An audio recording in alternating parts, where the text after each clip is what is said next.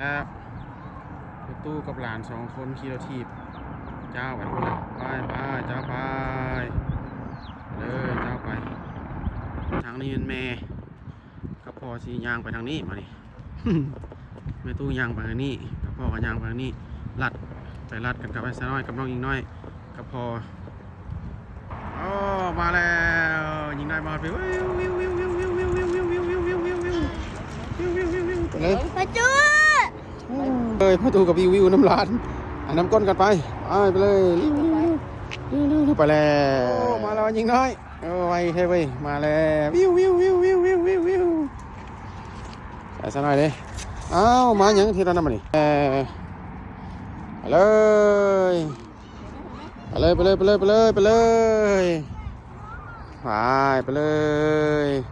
แล้วใส่หน่อยไม่ตู้ไปยารถมาเด้อยิงน้อยเด้อรถมาเด้อลูกเด้อไปน้ำกันพุ่นนะจิ้วพุ่นนะไปพุ่นนะหลับทั้งหน้าเพื่อนตายแล้วโอ้คักเนาะ ตัวตู้ไม่ตู้อัดเด้สน้อยกับยิงน้อยโอ้มาฮอดร้อยสน้อยโอ้ยกล้อพุ่นนะ ยกไม้ดูยกไม้ดูยกบังดูยก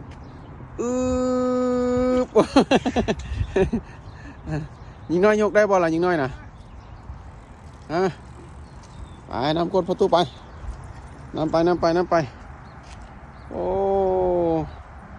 พระอาทิตย์นี่งามเนาะวงมนเลยขอโทษพระอาทิตย์นี่วงมนงามดีไปซะหน่อยงามดีพระอาทิตย์นี่ดูนะแสงพระอาทิตย์นี่งามดีเนาะหลังคาเนี่ยก็งามดีเนาะแปลงแล้วโอ้งามหลังคาเนี่ยเห็นบ่นะงามดีแท้เฮือนนี่เปิดราคาแล้วมีใส่ต้นมักซิดาใส่ต้นกล้วยอีกกล้วยต้นซิดาดีงามเลยเนาะ นี่มะนาวก็มีโอ้นี่ในดอกนี่นะเป็นดอกเลยแม่ตัวนี้นี่ตัวนี้นี่เป็นดอกเลยนี่น้อยบึงแดงนี่ต้นนี้โบกผักบงก็มีนี่ผักบง